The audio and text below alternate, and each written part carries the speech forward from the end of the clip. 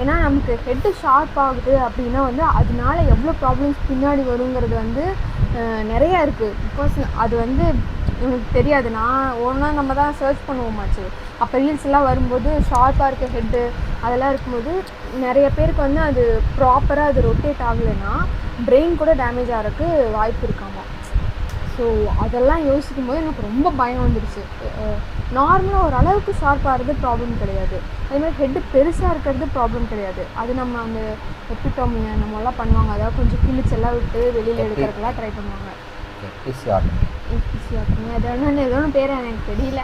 அப்புறம் அது பண்ணும்போது கிழிச்சு கூட தலை பெருசாக இருக்குன்னு எடுப்பாங்க. இப்போ ஷார்ப் ஆகுதுங்கும் போது அது வேறு கதை சொல்லப்போனால். அப்புறம் இந்த மாதிரி கிளியரா எங்களுக்கு தெரியாதனால தான் வந்து நானுமே இது முடியும் ஏன்னா அவங்க சொன்னது. அப்புறம் இன்னொரு அதில் ஒரு அழகானது என்ன தெரியுமா, இவன் வந்து தண்ணி குடிச்சிருக்கான். அது வந்து எனக்கு அது அவனை பார்க்கும்போது தெரிஞ்சிச்சு. அந்த பவுடர் வந்து ஆரஞ்சு கலரில் இருக்கும், வாட்டர் பேலன்ஸ் பண்ணுற பவுடரு. அந்த வாய் ஃபுல்லாக அவனுக்கு அப்படியே ஆரஞ்சு கலரில் இருந்துச்சு அவனை ஃபர்ஸ்ட்டு பார்க்கும்போது. அதே மாதிரி வெயிட் ரொம்ப கம்மியானான். அவன் வந்து 2.4 தான் வந்து இருந்தான். 1 மந்த் ஆனப்போ கேக் கட் பண்ணாங்க அக்கா. அப்போ அந்த கேக்கில் நாங்கள் மென்ஷன் பண்ணியிருப்போம், சப்போஸ் அந்த ஸ்டோரி நீங்கள் பார்த்துருந்தீங்கன்னா தெரிஞ்சிருக்கும். 2.4 தான் இருந்தான். ரொம்ப ரொம்ப வெயிட் கம்மியாக இருக்க மாதிரி தான் இருப்பான். இவ்வளோதான் இருப்பான். நண்டு மாதிரி கையில் இப்படி நான் வச்சேன் அப்படின்னா இங்கே வரைக்கும் தான் இருப்பான். இப்படியே கையில் பிடிச்சிட்டு இருப்பேன், நான் இப்படியே வச்சு பிடிச்சிட்டு இருப்பேன். ஆமாம், அந்த இமேஜஸ்லாம் அப்புறமா போஸ்ட் போடுவாங்க, அப்படி பாருங்கள். ஸோ இதுதான் வந்து டெலிவரி டைமில் நடந்தது.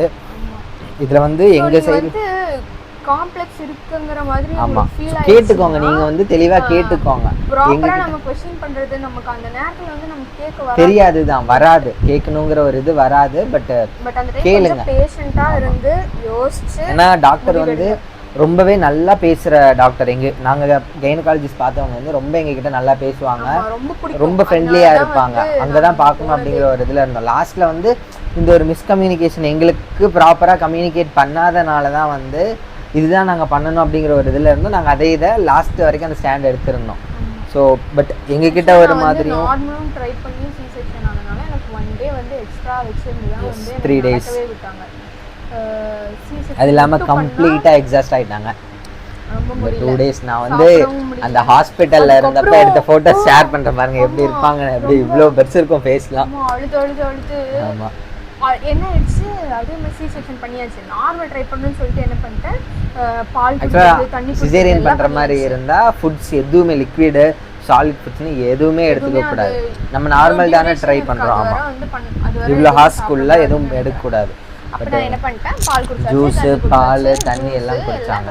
லிக்விடாக நீங்கள் கொடுத்துக்கோங்க அப்படின்னு சொல்லிட்டாங்க. அதெல்லாம் பண்ணியாச்சா, சி செக்ஷன் பண்ணியாச்சு.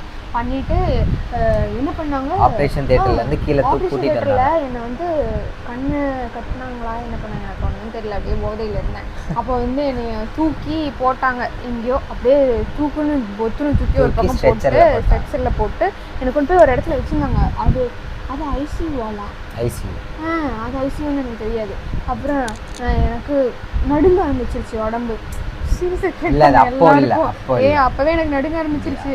நான் வந்து என்ன பண்றேன், என்னை சுற்றி யார் இருக்காங்க என்ன எதுவுமே எனக்கு தெரியல. நான் அப்படியே பாதி கண்ணை திறந்துட்டு இருக்கேன். ஒரு 2 பசங்க 2 அண்ணாங்க மாதிரி வந்தாங்க. ஒரு சிஸ்டர் வந்தாங்க, சிஸ்டர் சிவராவி சிஸ்டர் அப்படின்னு சொல்கிறேன். என்னால் சொல்லக்கூட முடியல. சுற்றி பார்த்தா யாருமே எனக்கு தெரியல, யாருமே இல்லை, அப்படியே ஒயிட் கலர் ரூமாக இருக்குது. அப்புறம் ஒரு அண்ணா வராங்க, ஒரு அண்ணா கிட்ட சொல்கிறேன், அண்ணா ரொம்ப ஷுகர் ஆகுது, அண்ணா ரொம்ப ஷுகர் ஆகுதுன்னு சொல்கிறேன். அவர் பெருசாக எதுவுமே சொல்லாது.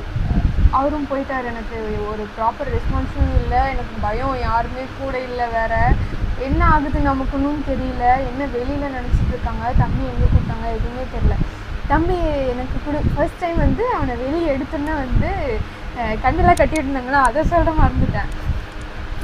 இல்லாமா உன் மகனை பாரு அப்படின்னு சொல்லி சொன்னாங்க. சொன்னோன்னே எனக்கு அப்பாடா அப்படி சொல்லி இருந்துச்சு. அவன் கத்துற சவுண்டு கேட்டுச்சு. வெளியே வந்து அந்த சவுண்டு கேட்டுகிட்டே இருந்துச்சு. நான் சொல்லிகிட்டே இருக்கேன், 9-10க்கு வந்து நான் சொல்லிகிட்டு இருக்கேன் எல்லார்ட்டையும், உள்ளேருந்து அழுகிற சவுண்டு எனக்கு கேட்குது நான் சொல்லிகிட்டே இருக்கேன். எல்லாரும் சொல்கிறாங்க இப்போ தான் உள்ளே கூட்டிகிட்டு போயிருக்காங்க, அதுக்குள்ளே உனக்கு எப்படி அழுகிற சவுண்டு கேட்குன்னு சொல்கிறேன்.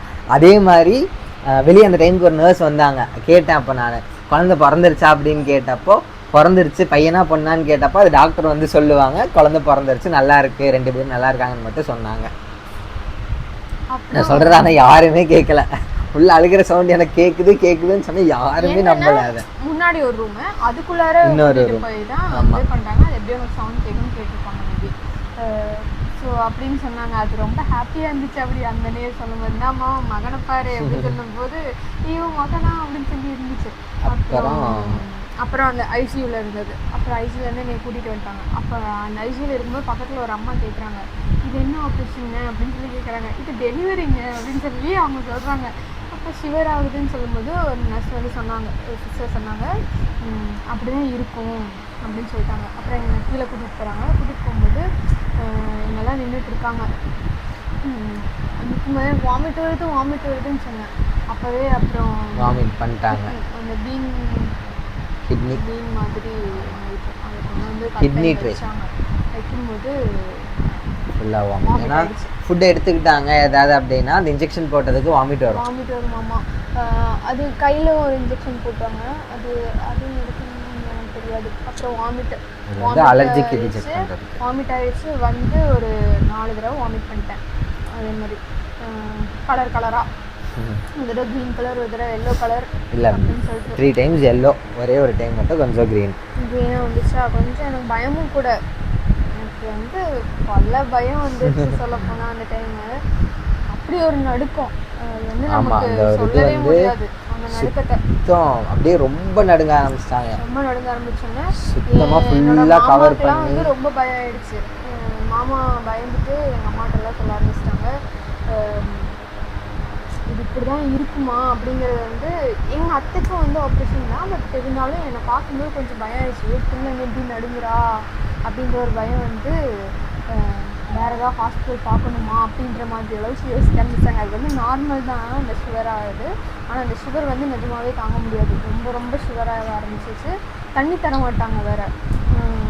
தண்ணிக்கு தான் வந்து மினிமம் வந்து 12 hours வரைக்கும் தண்ணி எதுவும் 8 தரவே இல்லை, தரக்கூடாது அப்படின்னு சொல்லிட்டு ஏர்லி மார்னிங் 5க்கு மேலே அப்பவுமே வந்து டாக்டருக்கு தெரியாமல் என்ன பண்ணோம், ரொம்ப இதாகிடுச்சுன்னு சொல்லிட்டு அதோட மட்டும் நினச்சி கொஞ்சமா விட்டேன். அப்பவும் அந்த நினைக்கிறதெல்லாம் பத்தாது நமக்கு. ரொம்ப நான் அவ்வளோ தேர்ஸ்டியாக இருக்கும்போது அந்த இந்த சொட்டு எவ்வளோக்கு இதாகும் நமக்கு. இல்லை வந்து என்ன யோசனா, ஒருத்தவங்க ரொம்ப மோசமான நிலைமையிலாம் யோசிக்க ஆரம்பிச்சிட்டேன். ஒருத்தவங்க இறந்து போகிறாங்க, அந்த டைம் வந்து அவங்க தாகம் எடுக்குதுன்னு சொல்கிறாங்கல்ல, அந்த தாகத்துக்கெலாம் என்ன அர்த்தங்கிறதே வந்து எனக்கு புரிய ஆரம்பிச்சிச்சு. அந்த மாதிரி ஒரு ஃபீலு. அந்த உடம்பு நடுக்கமும் அந்த டைம் வந்து எனக்கு என்னடா அது நம்ம இப்படி தான் இருக்குமா, இல்லை நமக்கு இப்படி இருக்கா, ப்ரெக்னென்சி வழியும் அந்த மாதிரி தான் நமக்கு தான் இப்படி வலிக்குதா, இல்லை அந்த பெயின் இப்படி இருக்குமா, அப்படி இருக்கும் எதுவுமே நமக்கு தெரியாது. இல்லை அப்படி இருக்கும்போது நிறைய யோசிக்கணும். பிகாஸ் நானே ஒரு நெகட்டிவ். அப்போ இருக்கும்போது எனக்கு அது ரொம்ப நிறைய நெகட்டிவாக, ரொம்ப சுகர் ஆகிறதுலையும் அந்த தண்ணி தாகத்துலேயும் என்னென்னமோ யோசிக்க வந்துடுச்சு. என்னடா இப்படி ஆகுது, அதுக்கு பையனாச்சு மட்டும் எப்படி இருக்கும் அப்படின்ற அளவுக்குலாம் யோசிக்க ஆரம்பிச்சு. அது ரொம்பவே பயமாக இருந்துச்சு எனக்கு. அப்போ வந்துட்டு ஐயோ ரொம்பவே பயமாக இருந்துச்சு எனக்கு. அப்போ வந்துட்டு ஐயோ இல்லைன்னா சொல்லிட்டேன். சொல்லும்போது நிஜமா அந்த டைம் ரொம்பவே பயமாக இருந்துச்சு. அப்புறம் அந்த நைட்டு பூரா வந்து கை அப்படியே பிடிச்சி பக்கத்துலேயே பக்கத்துலேயே படுத்து தூங்கிட்டு இருந்தோம். தூங்கலை, எங்கே தூங்க இப்படியே உட்காந்து. ஆமாம், இல்லை ஒரு டைம் மட்டும் தூங்கினா எங்கள் அம்மாவும் தூங்கினாங்க. எனக்கு இவன் வந்து எழுந்திரிச்சிட்டான், அம்மா அழுதுன்னு எழுந்திரிச்சிட்டான். அப்புறம் எனக்கு வந்து இவன் தூங்கலைங்கிறது வந்து இன்னுமே என்னால் முடியல. இவனும் வந்து தூங்காமல் இருக்கான். அது அதுக்கு முன்னாடி, அதுக்கு ஒரு 2 weeks முன்னாடி தான் வந்து நான் ஒரு 3 days ஹாஸ்பிட்டல் அட்மிட் ஆகிட்டு வந்திருந்தேன். அது வீடியோ போட்டிருந்தேன், ஆல்ரெடி போட்டிருந்தோம். ஸோ அது வந்து நான் கொஞ்சம் ஸ்ட்ரெயின் பண்ணிட்டேன் அப்படின்னா எனக்கு அந்த பெயின் இன்னும் எக்ஸ்ட்ரீம் ஆக ஆரம்பிச்சிருச்சு. ஸோ அப்படி இருந்தும் வந்து என்ன பண்ண முடியும். ஸோ இவ்வளோ கஷ்டப்படும் போது நம்ம மட்டும் எப்படி தூங்க முடியும், எப்படி நம்ம மட்டும் எதுவுமே இது பண்ணாமல் எப்படி இருக்கிறது அப்படின்னு சொல்லிட்டு பக்கத்தில் ஒரு சேர் அவங்க பெட்டில் படுக்க வச்சுருக்காங்க. பக்கத்தில் ஒரு சேர் போட்டு இப்படியே கையை பிடிச்சி இப்படியே பக்கத்தில் உட்காந்து நைட்டு பூரா வேடிக்கை பார்த்துட்டு இருந்தேன். மூஞ்ச நானும் தூங்கவே இல்லை. ஆமாம், சுத்தமாக பார்த்துட்டு ரொம்ப இதாக இருந்துச்சு. அந்த டைம்லாம் ரொம்ப பயமாக இருந்துச்சுன்னா. அப்புறம் வந்து நெக்ஸ்ட் டேல இருந்து ஒரு அளவுக்கு கொஞ்சம் செட்டில் டவுன் ஆக ஆரம்பிச்சிச்சு எல்லாமே. ஆனால் அதுக்கப்புறமா எந்திரிக்கலாம் முடியல. தண்ணி தாகம் வந்து எனக்கு அது தண்ணி அதுக்கப்புறமா என்னால குடிக்க முடியல, எதுவுமே சாப்பிட முடியல, எதுவுமே பண்ண அந்த ரெஸ்ட்ரிக்ஷன் இருக்கிற ஹார்ஸ்க்கு மட்டும்தான் அந்த இது. அது போனதுக்கு அப்புறம் வந்து எதுவுமே பெருசா இன்டேக் பண்ணிக்க முடியலன்ற மாதிரி ஆயிடுச்சு. இட்லி கொடுத்தா அரை இட்லி, வீட்டுல நம்ம செய்யற இட்லியே இத்தனோண்டு தான் இருக்கும், அதுலயும் அரை இட்லி. ஆமா, சாப்பிடவே முடியாம ஆயிடுச்சு ரொம்ப. பால் கொடுத்தா பால் ஒரு டம்ளர் சின்ன டம்ளர்ல கொடுத்தானா ஒரு அரை டம்ளர்ல 3/4 டம்ளர் குடிச்சிட்டு வச்சிருவாங்க. ஃப்ரூட்ஸு சாப்பிட மாட்டா, அப்படியே தான் இருந்துச்சு. ரொம்ப ரொம்ப ரொம்ப கஷ்டமாயிடுச்சு அப்போ. அப்புறமா வந்து எந்திச்சு நடக்கும்போது ஃபர்ஸ்ட் எந்திரிக்கிறது இருக்கே, யோயோ சாமி எந்திச்சு நின்னோன்னா அந்த அனஸ்தீசியா கொடுத்துருக்கு அப்படியே மயக்கம் சுத்துறதுனால பயங்கரமா. ஒரு 3 பேர் இருந்தாங்களோட, நர்ஸ் 2 பேர் வந்திருந்தாங்க. அவங்களே வந்து இத்தனோண்டுதான் இருக்காங்க, என்னை விட குட்டியா இருக்காங்க. அவங்க எல்லாம் பேலன்ஸ் பண்ணிப்பாங்க, இருந்தாலும் என்னன்னா அவங்க நம்பிக்கை வர மாட்டேங்குது. எப்படா இவங்க நம்மளை பிடிப்பாங்க மொத்த வீட்டையும் சொல்லிட்டு ஆகாஷ் நீ வா எல்லாரும் அப்புறம் உள்ள இருக்கிற நர்சஸ் எல்லாரும் அப்புறம் என்னையும் கூப்பிட்டு விட்டு அப்புறம் நான் போய் நான் ஒரு சைடு வந்து ஃபுல்லா கம்ப்ளீட்டா என்னோட ஷோல்டர்ல பிடிச்சி நின்று ஹஸ்பண்டை கூப்பிடுறீங்களா, என் ஹஸ்பண்டை கூப்பிடுறீங்களா அப்படின்னு தான் கூப்பிட்டே இருந்தேன் ஒவ்வொரு தடவையும். அவங்களே வந்து பார்த்து பொறாமப்பட ஆரம்பிச்சிட்டாங்க. அவங்களே சொன்னாங்க, எனக்கு உங்களை பார்த்து ரொம்ப பொறாமையாக இருக்குது, அவ்வளோ டேக் கேர் பண்ணிக்கிறாரு அப்படின்னு சொல்லிட்டு. நார்மல்னா அதுக்கும் டேக் கேர் பண்ணிக்கிறாங்க, இப்போ C-செக்ஷன் ஆகிருக்கு இதுக்கும் டேக் கேர் பண்ணிக்கிறாரு, உங்களை பார்த்தா பொறாமையாக இருக்குது அப்படின்னு சொல்லி டாக்டரும் சொன்னாங்க, நர்ஸும் எல்லாரும் சொன்னாங்க. ஆக்சுவலாக அதுக்கப்புறம் தான் வந்து எல்லாருக்குமே நான் ஏன் நார்மல் டெலிவரி ஆகணும் அப்படின்னு சொன்னன்றது அதுக்கப்புறம் தான் புரிஞ்சிருக்கு. ஏன்னா சுத்தமா பெயின் டாலரேட் பண்ணிப்பாங்க, பட் அந்த ஒரு அது வந்து வேற ஒரு விஷயம் நம்ம சொல்றோம், அதை ஒத்துக்காம இவங்க பேசுறாங்க. இல்ல அதுக்கப்புறம் டாக்டர் சொன்னாங்க என்கிட்ட வந்து, நீங்க ஏன் வந்து நார்மல் டெலிவரி தான் வேணும் அப்படின்னு அப்ப யோசிங்கன்றது எனக்கு இப்பதான் புரியுது. ஏன்னா சுத்தமா எக்ஸாஸ்ட் ஆயிட்டாங்க.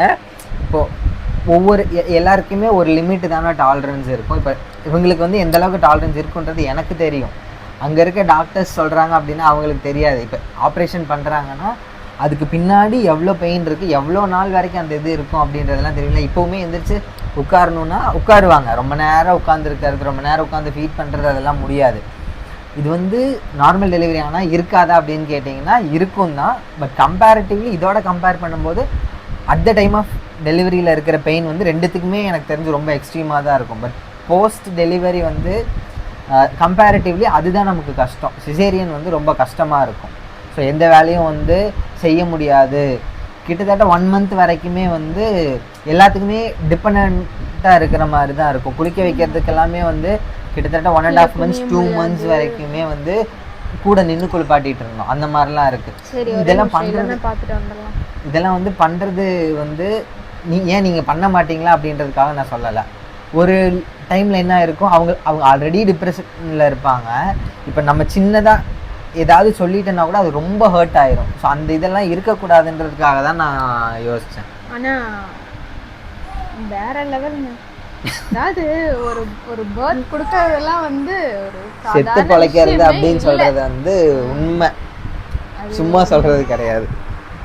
ஒரு மாதிரி. ஆனால் அதோட ஹாப்பினஸ்லாம் வந்து எப்படின்னா, அதுக்கு முன்னாடி ப்ரெக்னன்சி டைமில் அந்த மூமெண்ட்ஸ் எல்லாம் தெரியறது, செக்கப் போயிட்டு வரும்போது குழந்தைய பார்த்துட்டு வருது ஸ்கேனில், அது எல்லாமே வந்து யோசிக்கும் போது ஹாப்பியாக இருக்கும். ஐயோ எவ்வளோ ரொம்ப ரொம்ப ஹாப்பியான மூமெண்ட் தான். டெலிவரி டைம் வந்து அதுவும் டிபெண்ட்டாக இருக்கும். இப்போ C-செக்ஷன் பண்ணி டிபெண்ட்டாக ஒரு எந்திரிக்கணும்னா கூட ஒரு ஆள் வேணும். நம்ம ஒரு விஷயம் நகரணும்னா ஒருத்தவங்களை கூப்பிடணும் அப்படிங்கிறதுலாம் வந்து அதுவே ஒரு டிப்ரெஷனா இருக்கும். ஆமா, இப்ப சப்போர்ட்டிவா இருக்காங்க அப்படின்னா அது வந்து பிரச்சனை இல்ல. இருந்தாலுமே அது இருக்கதான் செய்யும். அதுதான் நான் சொல்றேன். டிபெண்டண்டா இருக்கிறது வந்து அந்த டைம்ல ரொம்ப அவங்க ஏதாவது பேசினாங்கன்னா கூட அந்த டைம் ஒண்ணுமே இருக்காது. அது நார்மலா தான் நம்ம சொல்லி இருப்போம். வர்றதுக்கு ஒரு 1 minute லேட் ஆயிருச்சு, இல்ல கூப்பிட்டு நமக்கு சரியா கேட்கல, நம்ம ரெஸ்பாண்ட் பண்ண முடியலன்னா கூட அவங்களுக்கு என்ன ஆயிரும்னா வந்து கத்தி நம்மனால கூப்பிட முடியாது, எதுவும் சொல்றது ஒருவேளை நம்ம வந்து பர்டனா இருக்குமோன்ற மாதிரி ஒரு ஃபீல் வந்துரும். கூட அந்த என்ன சொல்றது, ஒரு மாதிரி ரொம்ப வீக்கா ஃபீல் ஆகும். சவுண்டே நம்ம சவுண்டா பேச முடியாது, அந்த மாதிரி இருக்கும். அப்போ வந்து நம்ம கூப்பிட்டு கேட்கல அப்படிங்கும்போது கூட நம்ம இப்படி இருக்கனால தான் வந்து இப்படி இருக்காங்க, பார்த்துக்க முடியல போல அவங்கனால, அந்த மாதிரிலாம் தோண ஆரம்பிச்சிடும்.